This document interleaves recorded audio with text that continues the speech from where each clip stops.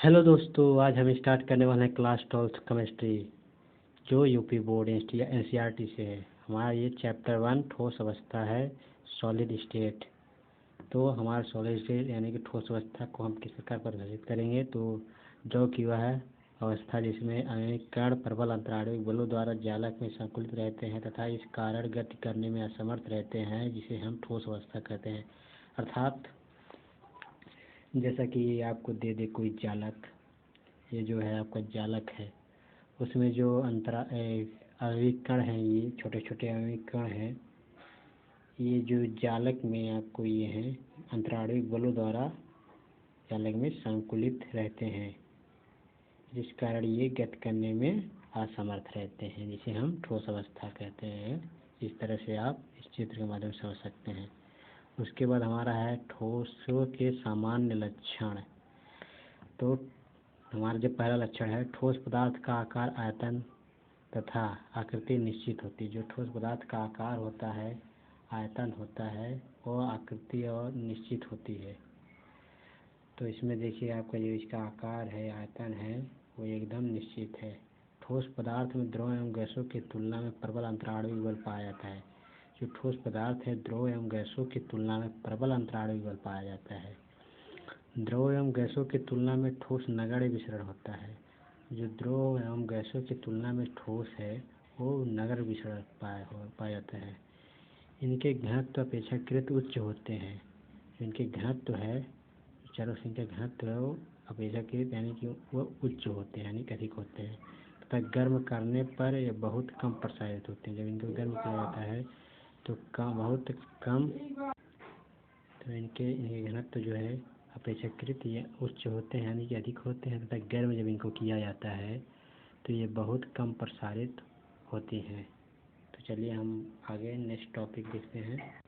तो हमारा जो अगला टॉपिक है वो क्रिस्टलीय तथा क्रिस्टलीय ठोस है। तो हमारा जो पहला टॉपिक है क्रिस्टलीय ठोस, इसके बारे में हम जानेंगे कि क्रिस्टलीय ठोस की होता क्या है।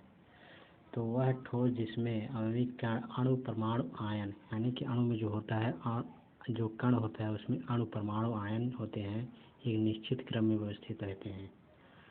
तो वे दोनों एक निश्चित क्रम में व्यवस्थित रहते हैं, जिन्हें क्रिस्टलीय ठोस कहते हैं। क्रिस्टलीय ठोसों में कणों की दीर्घपरासी को व्यवस्था होती है। जो क्रिस्टलीय ठोस होते हैं वो कणों की दीर्घपरासी व्यवस्था में होते हैं। उसके बाद हमारा जो उदाहरण है, उदाहरण में आप लिख लीजिएगा सिल्वर, हीरा, ग्रेफाइट आदि। इन तीनों के बाद आप और कुछ भी लिख सकते हैं, लेकिन तीन ही आप लिख देंगे तो आपको एग्जाम में पूरा नंबर दे देगा। उसके बाद हम इसके चित्र के माध्यम से समझ लेते हैं। जैसा कि आपको दे दे, देखिए ये आपका जो आणविक कण है, उसमें जो अणु परमाणु आयन होते हैं निश्चित क्रम में, तरह के ऊपर नीचे के ऊपर आपकी एक लाइन से हैं, और इनकी जो व्यवस्था है वो दीर्घपरासी है, दीर्घपरासी व्यवस्था में है। तो इस तरह आप इस चित्र देख लीजिए, क्रिस्टलीय ठोस की चित्र है, इस तरह आप एग्जाम में बनाइएगा। तो चलिए हम देखते हैं क्रिस्टलीय ठोसों के लक्षण। तो हमारा जो क्रिस्टलीय ठोसों के लक्षण है, पहला है क्रिस्टलीय ठोसों की एक निश्चित आकृति होती है। जो क्रिस्टलीय ठोस है उसकी एक निश्चित आकृति होती है। क्रिस्टलीय ठोसों के गलनांक निश्चित होते हैं। क्रिस्टलीय ठोस ही वास्तविक ठोस होते हैं। इनमें कणों की व्यवस्था दीर्घपरासी होती है। क्रिस्टलीय ठोसों के उपयोग, और देखिए क्रिस्टलीय ठोसों के किसमें उपयोग किया जा सकता है, एक उदाहरण लिख लेते हैं। जैसे आप लिख लीजिए हीरा क्रिस्टलीय ठोस का सबसे अच्छा उदाहरण है, जिसका उपयोग आभूषण बनाने में किया जाता है। तो इसे आप लिख सकते हैं। उसके बाद हम चलिए देखते हैं अक्रिस्टलीय ठोस। अक्रिस्टलीय ठोस को जान लेते हैं। वे ठोस जिसमें आणविक कणों की कोई निश्चित या नियमित व्यवस्था नहीं होती है, अर्थात आणविक कणों की लघुपरासी व्यवस्था पाई जाती है, जिसे अक्रिस्टलीय ठोस कहते हैं। जैसा कि देख लीजिए आप, जो क्रिस्टलीय ठोस मैंने बताया आप सभी को, इसमें जो आपकी आकृति थी वह अनियमित व्यवस्था थी। उसमें देखिए ये क्रिस्टलीय ठोस की जो चित्र है इसमें आपकी एक सीता यानी एक लाइन में है। आप देख सकते हैं इसे एक तरह के ऊपर आपका है, लेकिन इसमें देखिए कोई व्यवस्था है, कोई आकृति है एक समान। इसमें तो एक समान है लेकिन इसमें एक समान नहीं है। यही आपका क्रिस्टलीय ठोस यानी देखिए यहाँ पर छोटा है, यहाँ पर बड़ा है, यहाँ पर थोड़ा टेढ़ा है, यहाँ पर देखिए थोड़ा सीधा है।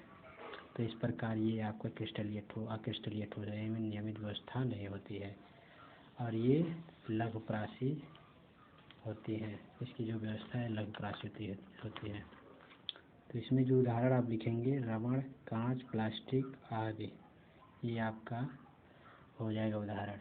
रबड़ को आप देखते होंगे कि ये आपकी एक इसकी निश्चित व्यवस्था रहती है। लफाएंगे तो आपको ये खींचेंगे तो ये बढ़ेगा, फिर छोटा हो जाएगा, टेढ़ करेंगे उसको टेढ़ा हो जाएगा। तो इस प्रकार आप इसका उदाहरण लिख सकते हो। उसके बाद हम क्रिस्टलीय ठोस के लक्षण क्या लिखेंगे, तो वही है इसको विपरीत। तो क्रिस्टलीय ठोस की आकृति निश्चित नहीं होती है। जो क्रिस्टलीय ठोस है उसकी आकृति निश्चित नहीं होती है और जो क्रिस्टलीय ठोसों का गलनांक होता है वो निश्चित नहीं होता है। इनमें कणों की व्यवस्था लघुप्रासी होती है। मैंने बताया ना, इनके जो कणों की व्यवस्था है वो लघुप्रासी होती है। उपयोग इसका कहाँ कहाँ होता है, देखिए कांच का उपयोग घरेलू उपकरण में किया जाता है, प्रयोगशाला के उपकरण में किया जाता है, लेंस बनाने के आदि में उपयोग में लाया जाता है। तो इस प्रकार मैंने आप सभी को क्रिस्टलीय और अक्रिस्टलीय ठोसों के बारे में बताया है और ठोस अवस्था भी बताया है। तो इस वीडियो को अगर पसंद आए तो लाइक शेयर कमेंट जरूर कीजिएगा और चैनल पर नए हो चैनल को सब्सक्राइब कर लीजिएगा। धन्यवाद। तो जब मिलते हैं हम नेक्स्ट वीडियो में नेक्स्ट टॉपिक के साथ। तो चलिए मिलते हैं, धन्यवाद।